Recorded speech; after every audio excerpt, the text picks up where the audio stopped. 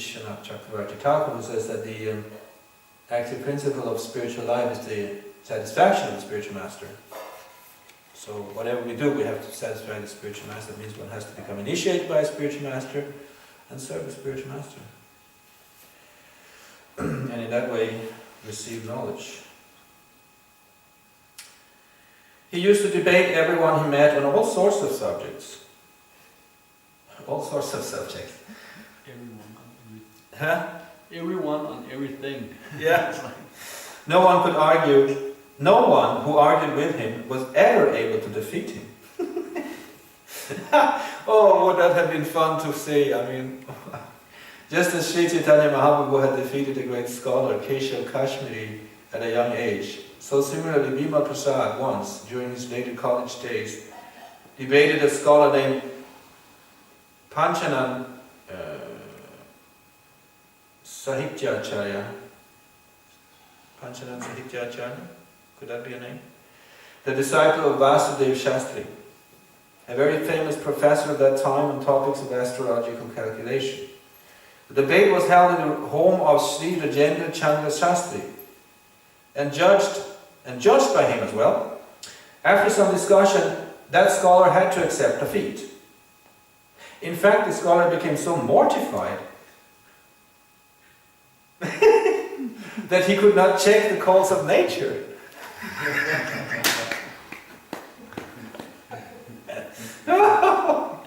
Oy. This is really, really terrible. After that, everyone was reluctant to debate him for fear of being defeated. He was called Singha Guru, huh? The lion Guru. Not Nrisingha Guru, he was called Singha Guru. Yeah. At the age of 11, while in the 5th class, Bimal Prasad invented a type of shorthand writing called Bicanto. Bicanto? Sounds Italian. And it was during this period that he took a tour of the holy places with his father. Shorthand, is that like stenography? Yeah. What a lifeful person, huh? Such a full of life and energy and inspiration and initiative. When the boy was in the 7th class, equivalent to today's 8th class, and about 13 years old, Srila Bhaktivinoda Thakur brought tulsi beads for his son from Jagannath Puri and gave him the name of Hari. What? And a Nrsimha mantra to chant, which he executed very faithfully, along with the worship of his Kurma deity, according to the instructions of Srila Bhaktivinoda Thakur. Okay. At the age of 16, while his schooling continued, the books of Srila Bhaktivinoda Thakur formed the serious content of his studies. Just imagine you have a father who is a devotee and is writing books, and the only thing you want to do is read his books. Nice, is he going down? Isn't that just amazing? What a life!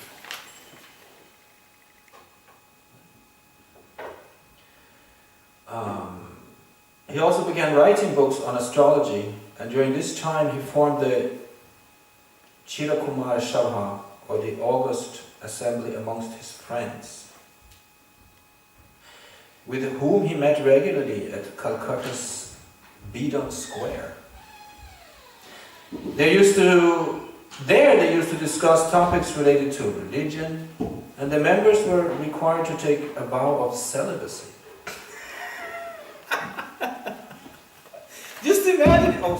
Just imagine if you did that here, you know. Yeah, we're sitting in down in Frederiksberg here, and we're discussing some philosophy. Oh, can I join you? Yeah, but you have to be celibate all life. What? Impossible. You know. As I say, Indians, they're just different. The society was formed with the purpose of giving people a chance to remain seriously engaged in worship of the Lord and detached from family life. But Bimal Prasad was the only one who observed his vows immaculately. Yeah. In 1892, at the age of 18, he took an entrance examination and entered Calcutta Sanskrit College. As before, he paid scant attention to the prescribed books, But he found the time to read all of the philosophical books contained in the library. During his college holidays, he would discuss the Vedas with the scholar Sri Yukta Prithvividhara Sharma. Although Siddhanta Sarasvati had become learned in all 6 branches of Vedic knowledge, Siksha, pronunciation, Kalpa, sequences of Vedic sacrifice, Vyakarana, grammar, especially the use of word roots, inflected words and sentences, Nirukta, meanings of inflected words and words roots, Chanda, recitation of Vedic mantras, and Jyotish, astrological and astronomical calculation. Still to serve the Vyakarana, the grammatical branch of the Vedas, he approached the Pandit Prithvividhara Sharma.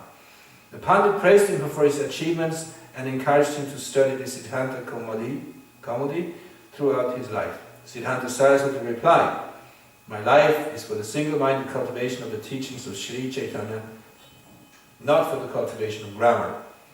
I have only studied the Vedas, the branches of the Vedas and their related parts in a secondary manner." In 1895, he left the college as he was very eager to execute his worship of the Lord and to remain free from the pressure to enter family life. He stated in his autobiography, quote, "If I remain studying with careful attention at the college, then extreme pressure will be brought upon me to enter family life. But if I am considered to be foolish and inefficient, then no one will put such an inducement upon me for becoming so engaged.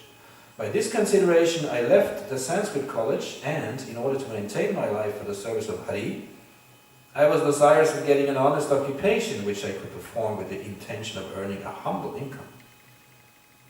This is interesting, huh? Very, very interesting.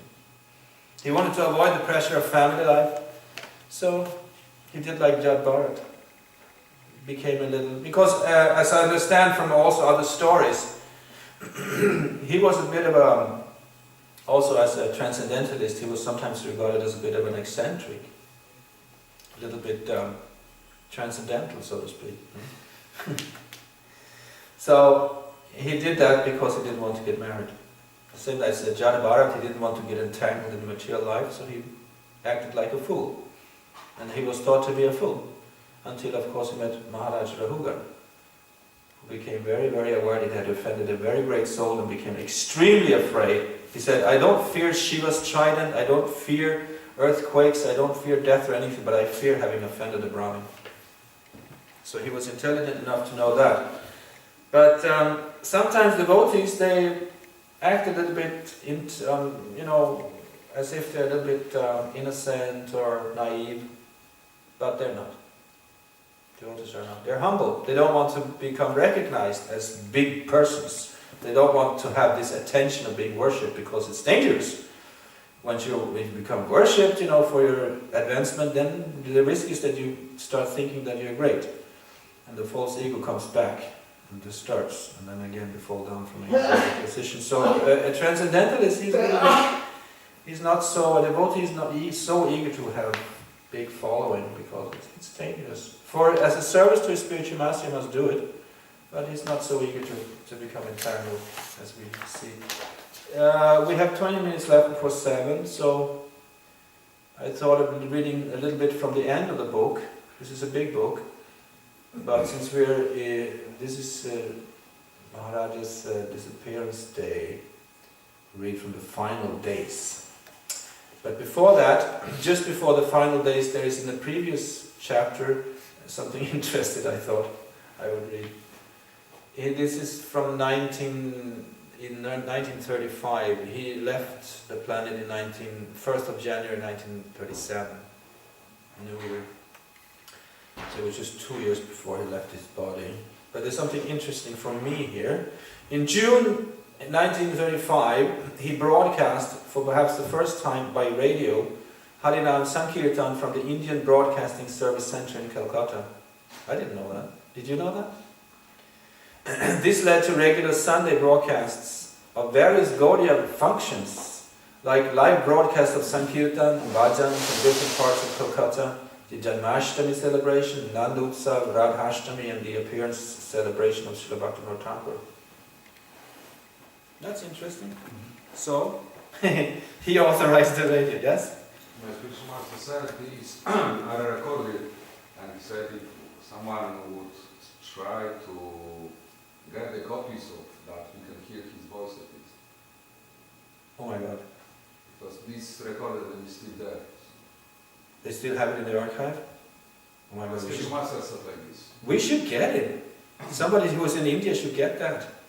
Somebody has, I mean, the archives, the ones who are preserving all the writings, what's his name? I'm sorry. Saudi, and also, From? yeah, they should do that.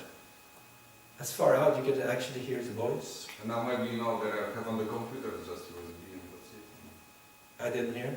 Maybe you know now that there are computers, yeah, so maybe they have the archive on the computer. Yeah, Just leave it and- It could very well be. No, I didn't know this until I read it today, this morning. I thought it was far out. It's also worth mentioning, that actually he was also published in a daily newspaper. Yeah, So he's very much into like mass media. I mean, yeah. Very popular. I mean, He was also telling his sannyasis to drive motorbikes and dress in Western clothes. And if you have no power on Ekadashi, then eat some khichdi. He was like that, very practical. So I can read a little bit from the final days, maybe. In October 1936, Bhaktisiddhana Sarasvati Thakur went to Jagannath Puri, and there he exhibited his pastime of illness for some time. At the Chatak Parvat in Jagannath Puri, which is considered to be not different from the Giri Govardhan, Srila Bhaktisiddhanta Sarasvati Thakur observed Madhvacharya's appearance day celebration and chanted verses specified for such occasions from the writings of Srila Rupa and Srila Raghunath Das Goswami's writings 2 times here. He also held a similar festival for his spiritual master, Srila Gaurkishore Das Babaji Maharaj. When he was passing his days in Puri, he was often heard to utter phrases from the verses of Srila Rupa Goswami and Srila Raghunath Das Goswami. Pratyasanna me tvam kuru govardhana purna. O Govardhan, please fulfill my desire. Nijanikatan nivasam dehi govardhana tvam. O Govardhan, please give me a dwelling place on the banks of the pond nearby you. He also said pointedly, you take to sincere Haribhajan, there are not many more days. He gave lectures in Puri for about a month and a half, and then on December 6th he left Puri for Calcutta. At the Puri station he was paid respects by many distinguished persons, especially due to their appreciation of his monumental activities of preaching of Sri Chaitanya Mahaprabhu's message in India as well as abroad. Along the route there was a stop in Cuttack, where he was met by Professor Sanyal and other followers. And in Calcutta many devotees greeted him at Howrah station and brought him to the Gaudiya Math at Bagh Bazar. There he gave a lecture which lasted over an hour, and he covered many profound topics. He spoke of the importance of good association, the mystery of Lord Chaitanya's madness in separation in Puri during the last days at the Gambhira in the association of Sri Swarup Damodar and Sri Ramananda Roy. He spoke of the Guru's vision of seeing his Guru everywhere. Quote, it is my Gurudev who is graciously present in all these different forms. If he is not graciously present in all these different forms, who would then preserve me? Those whom my Gurudev has made his own are my saviors. The order of the Gurus, who have in their nature the protecting power of the divinity, are always present in different forms and figures to bestow their mercy upon me. All of them are specific manifestations of Sri Guru, who confers spiritual knowledge. The transcendental reflections, which are also of the nature of supporters, are the worship of the divinity, which appear in different planes of cognitive existences, are my Gurudev in his different forms. He who is constantly showing us how to serve God throughout life is no other than our Sri Gurudev. Sri Gurudev is present in every object as a supporting principle. He is graciously present in every object. This is very interesting, how he sees his Guru. Like Krishna, present everywhere. This is the vision of the disciple. This is how the disciple thinks of his Guru. He thinks his Guru is everywhere. It's like when Prabhupada was in America in the beginning. He says, I was alone, but I never felt alone. I always felt the presence of my spiritual master. So this feeling the presence of one's spiritual master is a blessing from the spiritual master. It is not something that can be done artificially by some mental adjustment. It comes automatically, but the spiritual master is pleased with our service. He also said, no, this I read. Chutta prilaya panasa sanako vidara jambaraka bilva bakulam rakkadambani paha yenye paradita bhavaka jamano pakura shansantu krishna padavim grahatatmana naha. Quote, O Chut, O Priyag, O Panasa Asanan Kovidar, O Jambu, O Arka, O Bilva, Bakul and Amra, O Kadamba and Nipa, and all your other plants and trees living by the banks of the Jamuna who have dedicated your very existence to the welfare of others. We gopis have lost our minds. So please tell us where Krishna has gone. This is the Bhagavad's 10th canto, verse 9 of the 30th chapter. Srila Bhakisiddhana Sarasvati Thakur also discussed the danger of discussing other topics after having admitted the topics of the Supreme Lord. After having admitted that the topics of the Supreme Lord are superior, thereby indicating that other topics in connection with the Lord are inferior. Okay? He quoted a line from Raghunath Das Goswami's Manasiksha.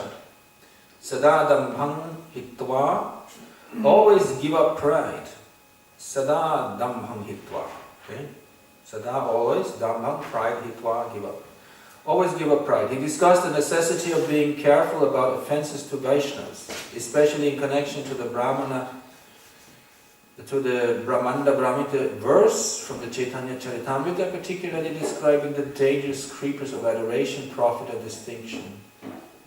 He quoted from Srila Bhaktivinoda Thakur's Saranagati from the Dainya humility section, which begins Amara Jivana Sada Pape Amara Jivana Sada Pape Ruptonahiko Punnera Desha. I am an impious sinner and have caused others great anxiety and trouble.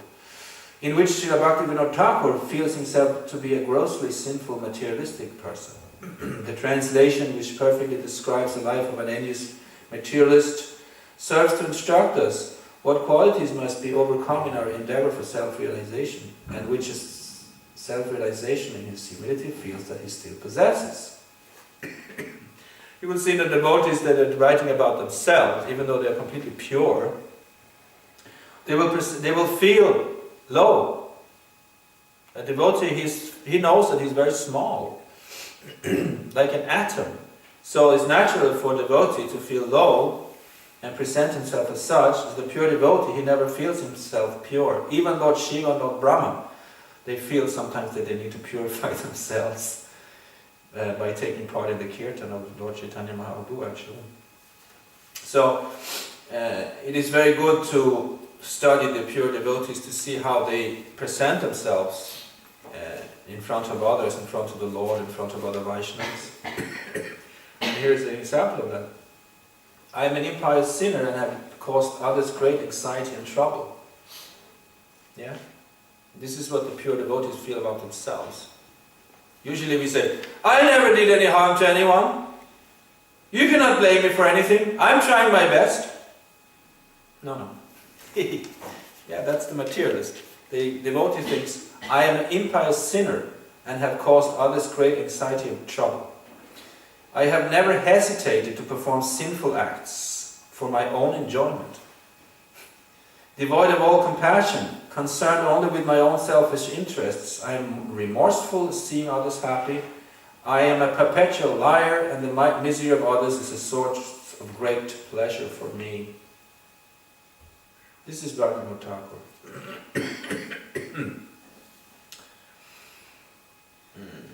The material desires in my heart are unlimited. I am wrathful, devoted to false pride and arrogance, intoxicated by vanity and bewildered by worldly affairs. Envy and egotism are the ornaments I wear. Ruined by laziness and sleep, I resist all pious deeds. Yet I am very active and enthusiastic to perform wicked acts. For worldly fame and reputation, I engage in the practice of deceitfulness. Thus I am destroyed by my own greed, and I am always lustful. It's just so much describing, the conditioned soul. So elaborate and I mean, it's like, you feel so bad when you read this because he's doing it out of humility, but this is me.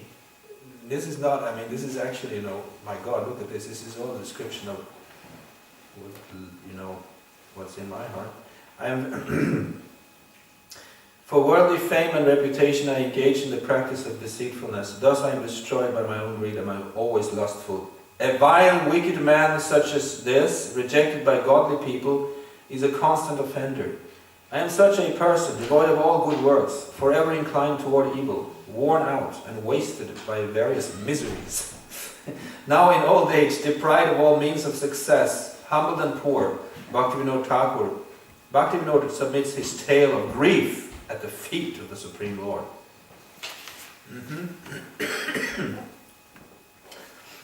Yeah, we can take inspiration from this. This is how we should feel in the presence of anyone, really. Of course, one might not present oneself like this in the front of the super materialist, because then we'll just try and take advantage. They don't understand that. But for devotees to each other, we should definitely feel like this. Even if when one is like distributing books on the street, one has to feel a little bit, one has to act as if you're in control.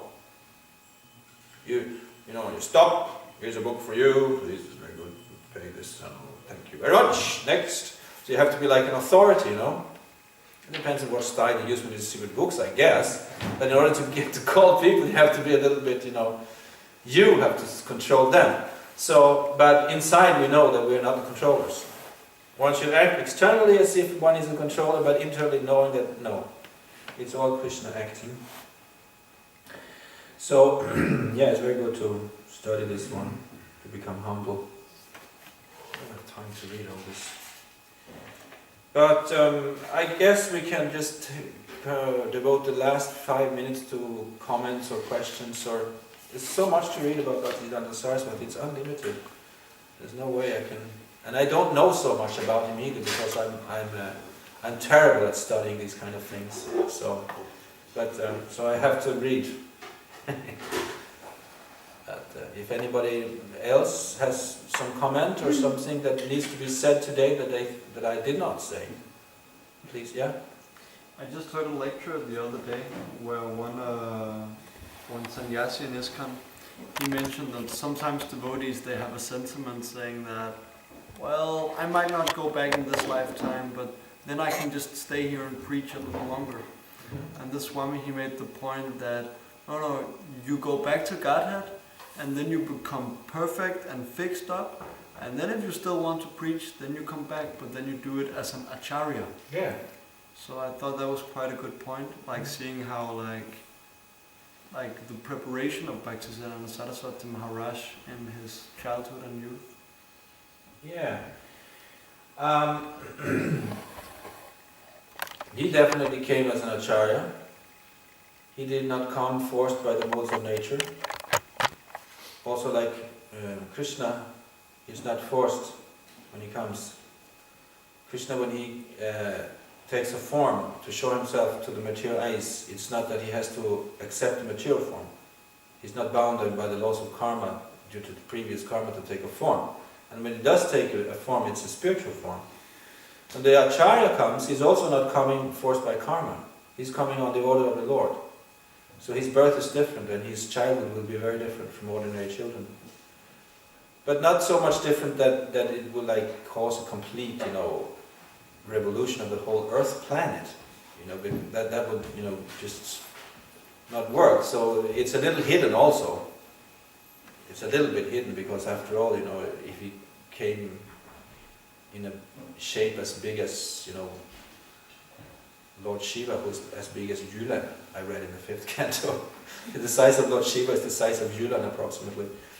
But if the acharyas came in some fantastic shape like that, it would be too far away from the normal people to relate to. So for one to preach, for the acharya to preach, he has to be at least so close to the normal people that they can relate to him. So, but still they are very unusual. But the point is that was a very interesting thing. I don't have to go back this life because then I can stay and preach. But if you're qualified to preach next life, you will go back. So it's not a logical thing to say. I can stay here another lifetime and preach another lifetime. But if you don't, the material nature may not afford you a body where you can preach if you don't, take care. Of course, a devotee will not take an animal birth in the next. Of course not. But one should not be so sure of himself like that, because even devotee, he might be punished. Like Jad, like Bharat Maharaj, he became a deer as a punishment from Krishna. But he had to become a deer, even though he was a devotee on the Baba platform.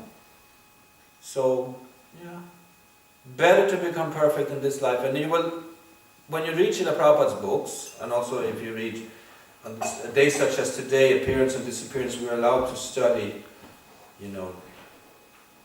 Bhakisiddhana, Sarasvati. Normally, Srila Prabhupada did not want his disciples to read this spiritual master's books so much. He wanted them to read his books. Of course, he allowed us to read the Brahma Samhita. I think that was the exception. But he also did a version of the Bhagavatam, which is it's stated here that he published in 1935 or 6 all the 12 cantos of the Bhagavatam with the Bhakisiddhana, with Madhvacharya's comments and Vishwanath Chakravarti's comments, and also his own comments. Bhaktivinoda Thakur also. Let me see. It says here, it's almost 7 now. In September, the completed edition, this is 1935, of the Srimad Bhagavatam was published in 12 cantos with elaborate indexes, word meanings, Bengali translations, Vishwanath Chakravarti Thakur's Saratavarshini commentaries, Srila Madhvacharya's purports, and Srila Bhakisiddhana Saraswati Thakur's own Vivriti commentary. No, apparently he did not write commentary then. Pardon me? Apparently he did not write a commentary, because if he had, then Bhakisiddhana Saraswati would have included it. Yeah, but he wrote his own. I have not seen this Bhagavatam, but I didn't know about it until I read it here. So he did that also. But Prabhupada, he says in one purport of the 8th or 7th canto, I can't remember, that one should learn a mantra, and he mentions specifically the mantra from the Chintamani, the Brahma Samhita, so that's an important book. It's on the level of the Bhagavatam actually. Yeah? Bhaktivinoda Thakur is writing also that the days of appearance, of disappearance of great devotees, are like the mother and Ekadashi and other holidays are like mothers of devotion. So we can take advantage of that, and we can approach that person who the appearance is taking place to just beg from us. Very good point. So let's beg for the mercy of Bhakisiddhana Saraswati Thakur to be able to very forcefully preach and remember what we read. That would be a good blessing, huh? Okay, thank you for your attention. Excuse me for my imperfect presentation. All